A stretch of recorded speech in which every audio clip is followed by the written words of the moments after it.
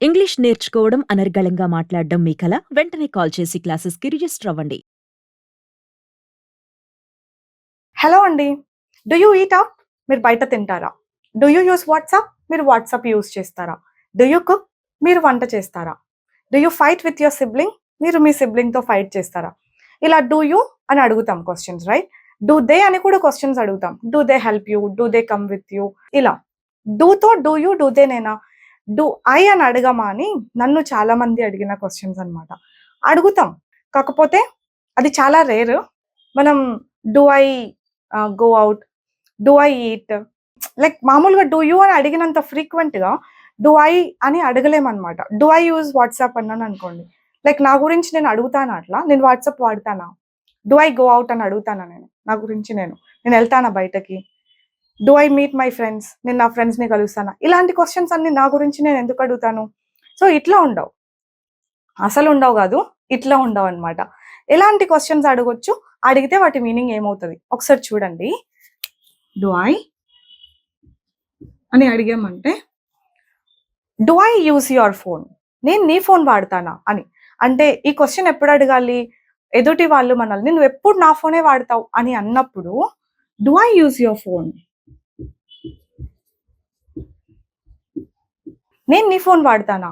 Confirmation కోసం అన్నమాట. లేకపోతే ఆర్గ్యుమెంట్ చేసే టైంలో ఇట్లా యూజ్ చేస్తాం డు ఐ అని. ఎప్పుడు అబద్ధాలు చెప్తావంటే, నేను అబద్ధం చెప్తానా? డు ఐ లై?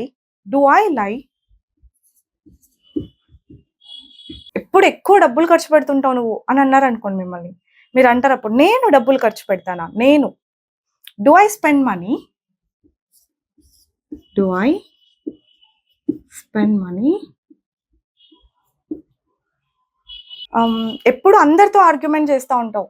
అందరితోనూ గొడవలు పడతా ఉంటావు అని మనల్ని ఎవరైనా అంటే, లేకపోతే నన్ను అన్నారనుకోండి, నేను ఆర్గ్యూ చేస్తానా? నేను గొడవలు పడతానా అందరితోనూ?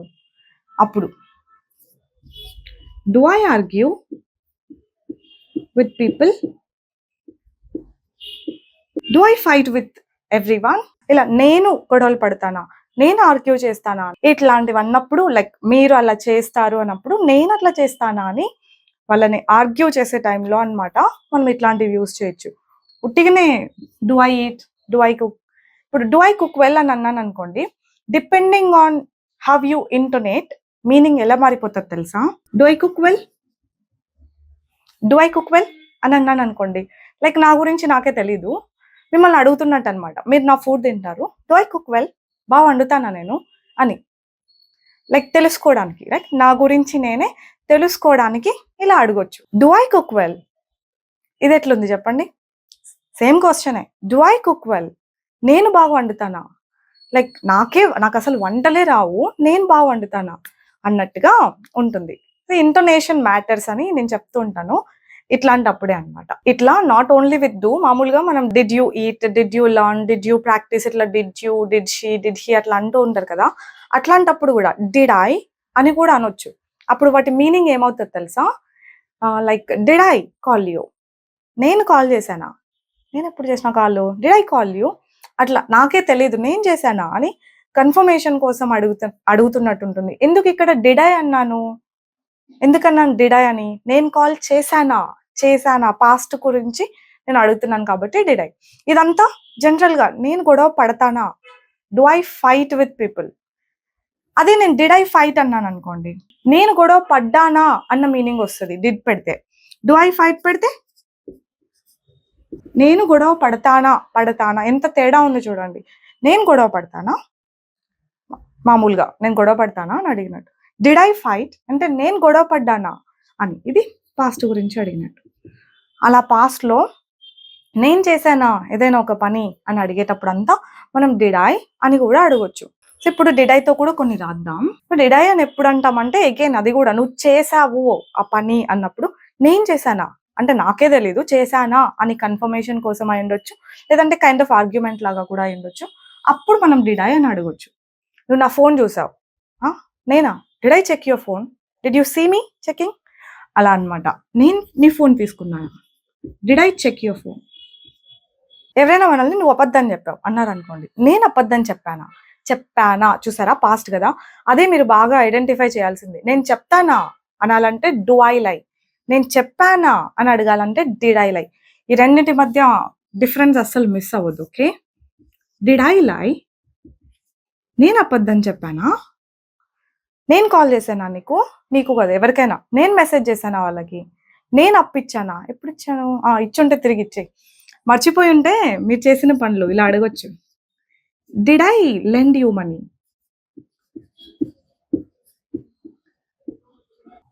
నేను అప్పిచ్చానా ఎప్పుడు, ఇట్లా అనొచ్చు అనమాట. నేను అడిగానా వాళ్ళని, డిడ్ ఐ ఆస్క్ దెమ్, నేను తీసుకున్నానా, did I take it, did I take it. ఇలా do I, did I difference అర్థమైంది కదా. నేను చేస్తానా, అట్లా చేస్తానా నేను అన్నప్పుడు డు ఐ, నేను అట్లా చేశానా అన్నప్పుడు డిడ్ ఐ. మనం ఇవే కాదు, నెగటివ్ క్వశ్చన్స్ కూడా అడగొచ్చు తెలుసా. నెగటివ్ క్వశ్చన్స్ అంటే మీరు చేసిన పని చేయలేదన్నారు అనుకోండి, ఏంటి నేను నీకు కాల్ చేయలేదా, నీకు కాల్ చేయలేదా, ఇన్ఫార్మ్ చేయలేదా, నేను నీకు అప్పియలేదా, నేను హెల్ప్ చేయలేదా నీకు నేను, ఇట్లాంటివన్నీ డింటాయి అని అడుగుతారు. ఎలాగా, డింటాయి. వీటితో కూడా కొన్ని రాద్దామా.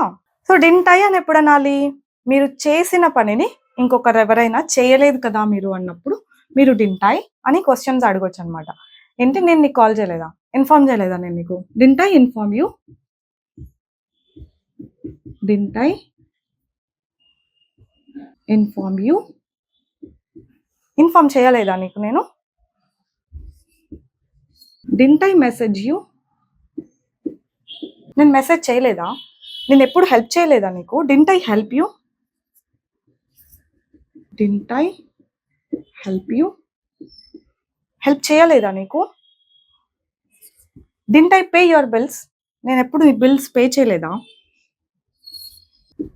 డింటాయి పే యువర్ బిల్, నీ బిల్స్ పే చేయలేదా నేను డ్రాప్ చేయలేదా నేను డ్రాప్, నేను డింటాయి డ్రాప్ యూ,